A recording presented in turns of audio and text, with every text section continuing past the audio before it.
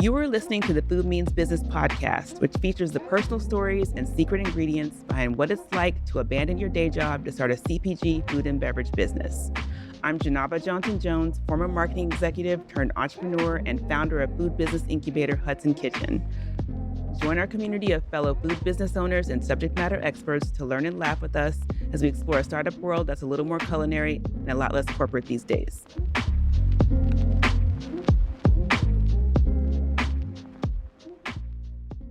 Megan, welcome to the Food Means Business podcast.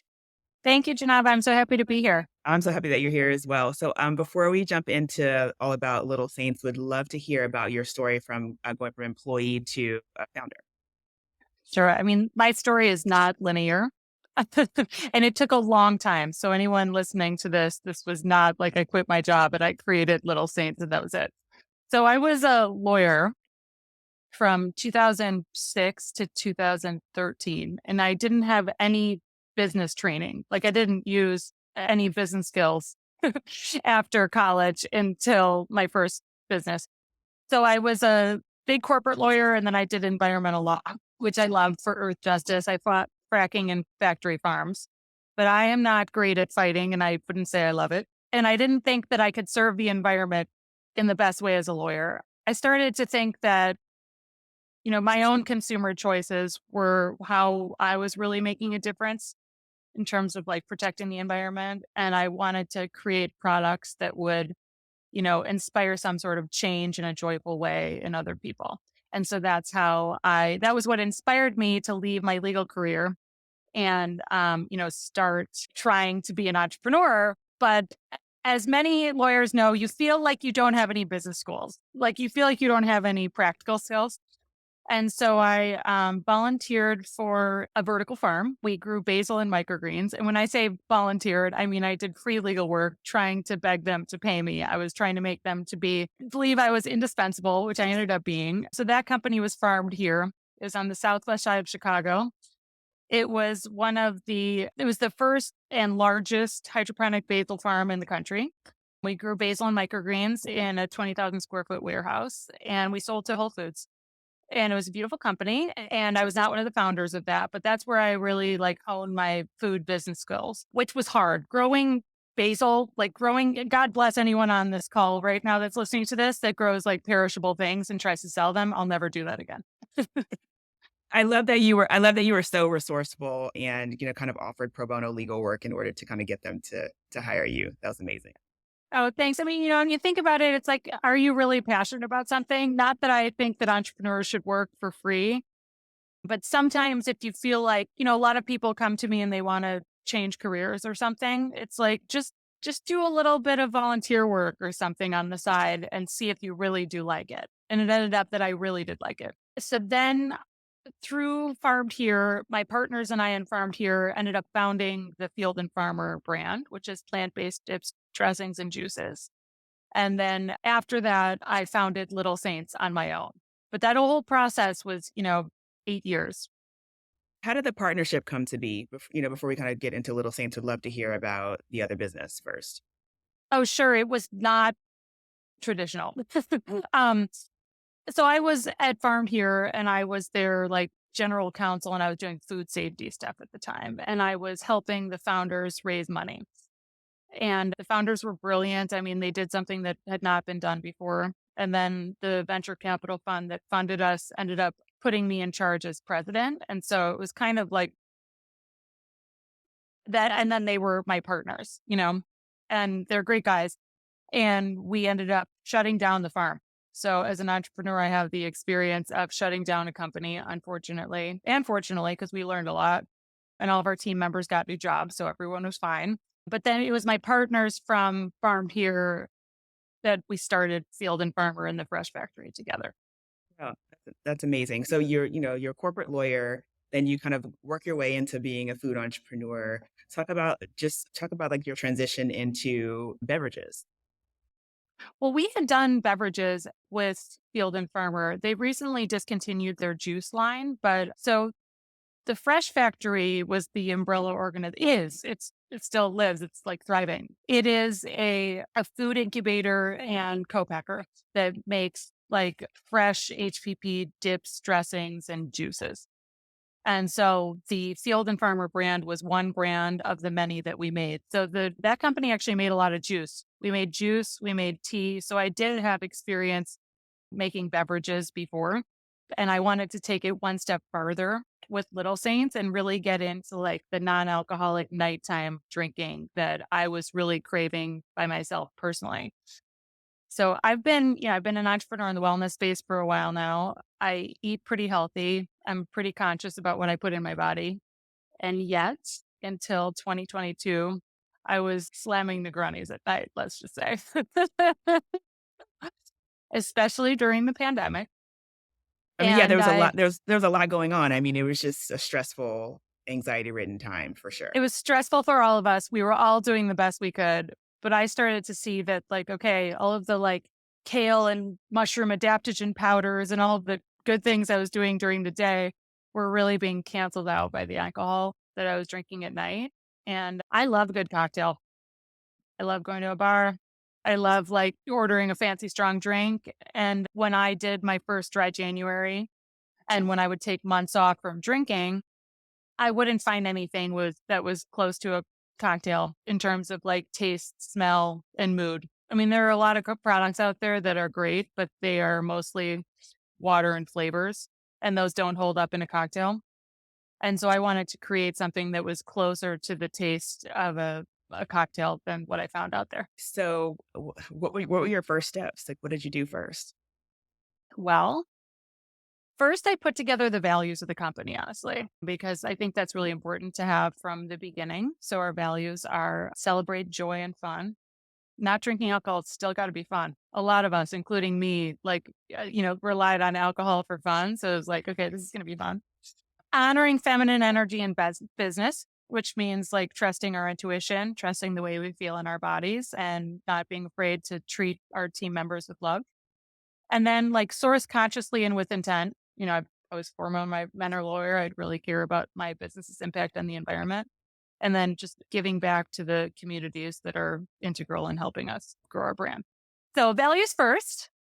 And then I reached out to a food scientist with her master's in adaptogens because I could say like, I want a canned mocktail that tastes like a Paloma, which I love, or a Negroni spritz. And I can tell her I want it to be sugar free. I want it to have like a never seen before plant magic blend of CBD, terpenes, and reishi, all of which I know work together to lift my mood. But I don't know the ratios and stuff. And I don't know like how to source the most effective adaptogens. So I worked with a food scientist with her master's in adaptogens to create the Can you product. can you step back for a second and just tell us what adaptogens are for people that don't know? Oh, thank you. Yes.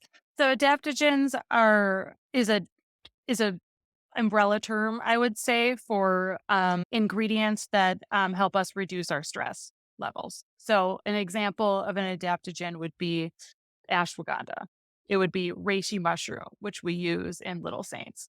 CBD would even be considered an adaptogen within the term because it, reduces stress and anxiety. Got it. Thank you. So you created your values. You found someone to help you develop the recipes. What was the next step that you took? Then I had to find a co-packer, which in CBD beverages is quite difficult. So I found I can imagine. Yeah. oh my Lord, we're in it right now. I'm still going with nesting style. So I was living in Detroit. I moved to Detroit alone during the pandemic and I love Detroit, go Detroit. And I luckily found a co-packer on the western side of Michigan that would do small batches with me. And that was 2021 when there were like insane supply chain issues.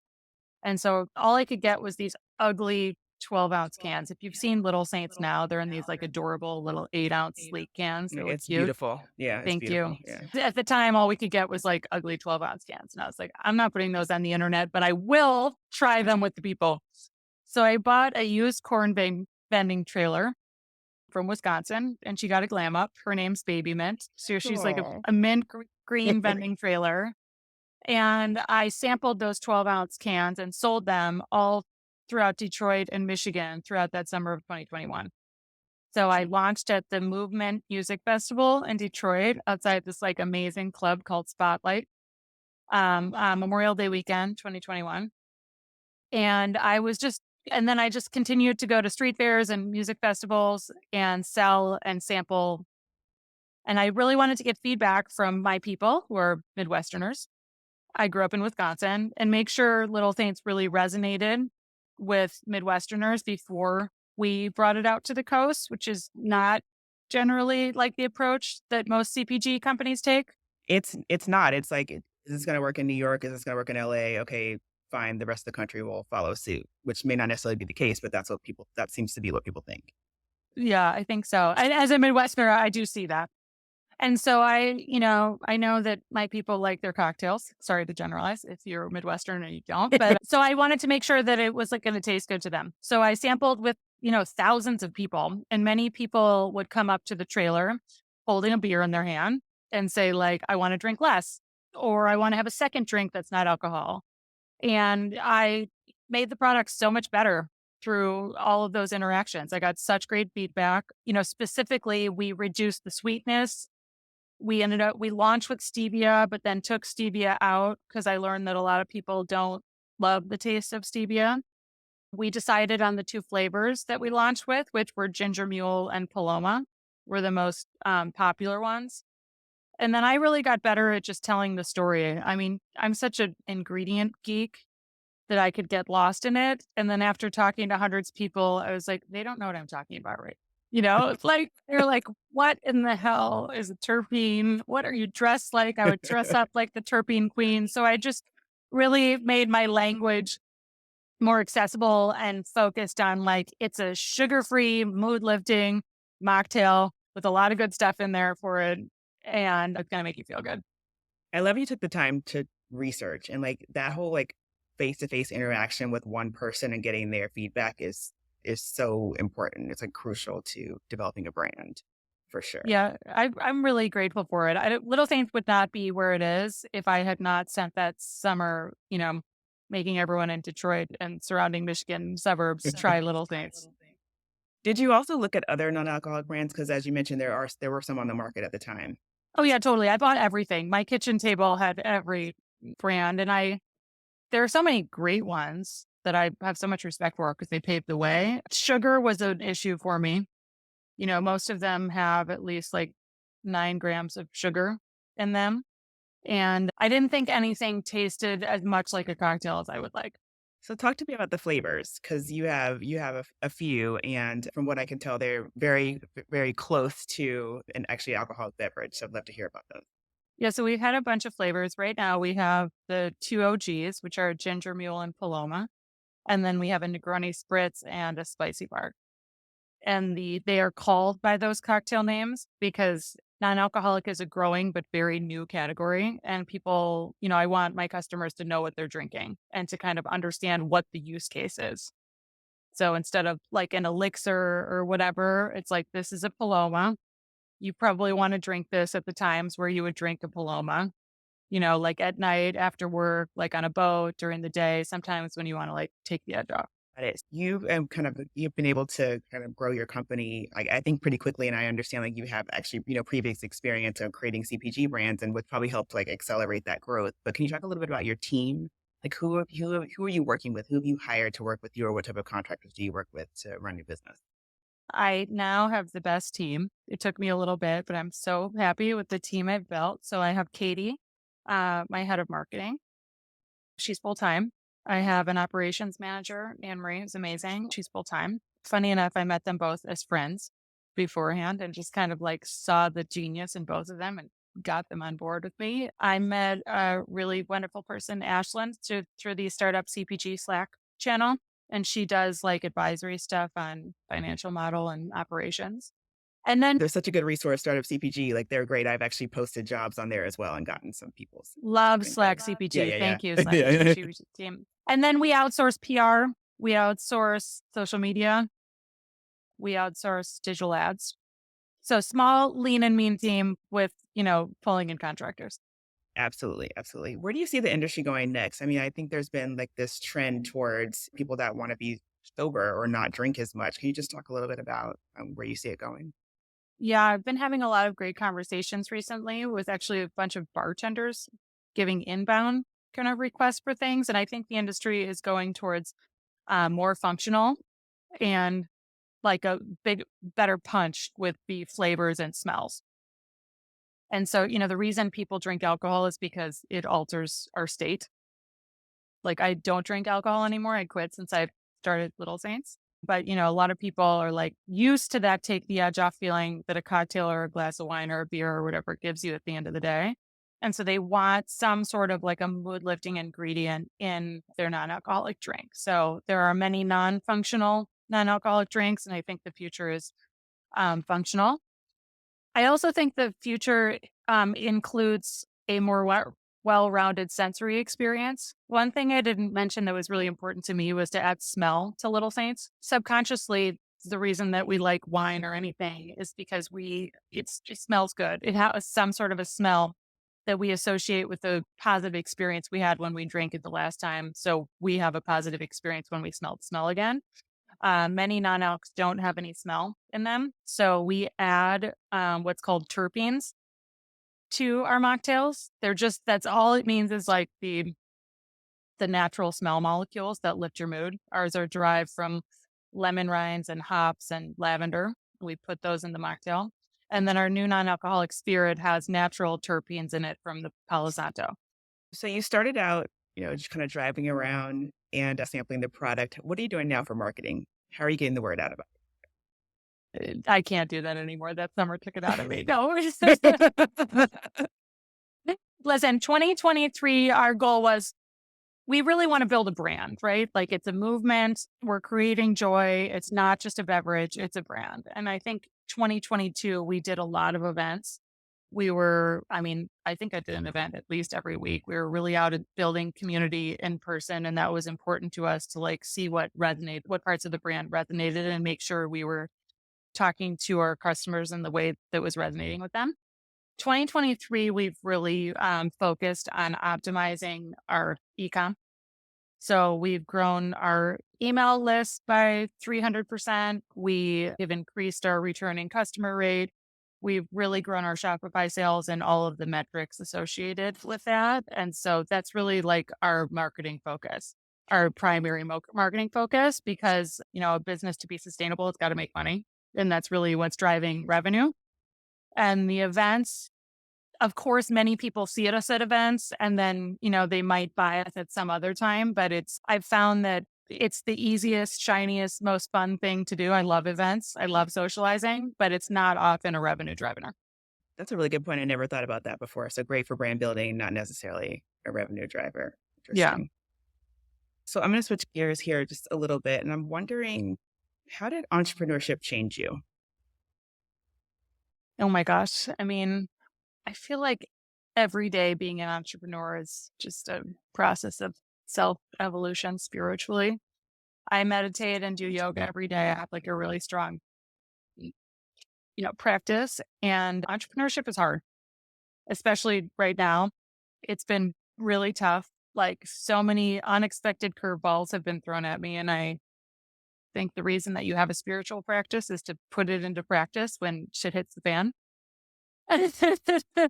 Because if you can't, then what's the point? And so I think that entrepreneurship makes me a better person because I'm constantly, improving myself, being a better person, like, loving myself, loving my team, even when things get tough, and just growing in general. We were joking. We were like, we think in the past 3 months we got a extra MBA and we had like a couple ayahuasca ceremonies, but not really ayahuasca, just work.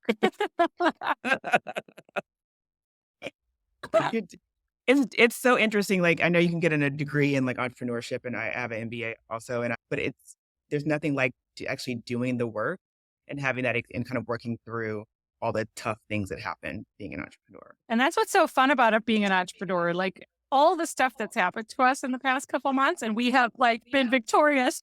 Yes. But no one teaches you that in school. Not at all. There's no playbook. And that's the fun of it. I completely agree with you. I honestly wouldn't change it for the world. As hard as it is sometimes, wouldn't change it. So we have what we call a money bell at Hudson Kitchen that we ring when we're celebrating anything. So I'm wondering what you're celebrating, like any personal or professional. Two things. Number one, 2 weeks ago, we surpassed our 2022 revenue. Oh yeah. Yeah. Yeah. Oh my God. Oh wait, before the end of June. That's so fantastic. Yes, before the end of June. Thank you. For Amazing. putting that out there. Congratulations. Yes. And also, we are opening up another pre-seed round, like a little mini bridge round for friends and family. And I got my first check yesterday. Amazing. Congratulations. Awesome. Thank you. Well, Megan, thank you so much for being with us. Please let everybody know how they can find out all about you and about Little Saints. Sure. So follow us on Instagram at Little Saints Co. I'm at Megan Klein. Our website is littlesaints.com. And we would love for you to send us messages, and we'd love to meet you. Thank you. Thanks, Janaba. The Food Means Business podcast was produced by Hudson Kitchen. It is recorded at the studio at Kearney Point and mixed and edited by Wild Home Podcasting. Our theme song is by Damian DeSandes, and I'm your host, Janaba Johnson-Jones. Follow Hudson Kitchen on Instagram at The Hudson Kitchen, and to get food business bites right in your inbox, sign up for our newsletter at thehudsonkitchen.com/newsletter. Listen, follow, and leave a review on Apple Podcasts, Spotify, or wherever you get podcasts. Until next time.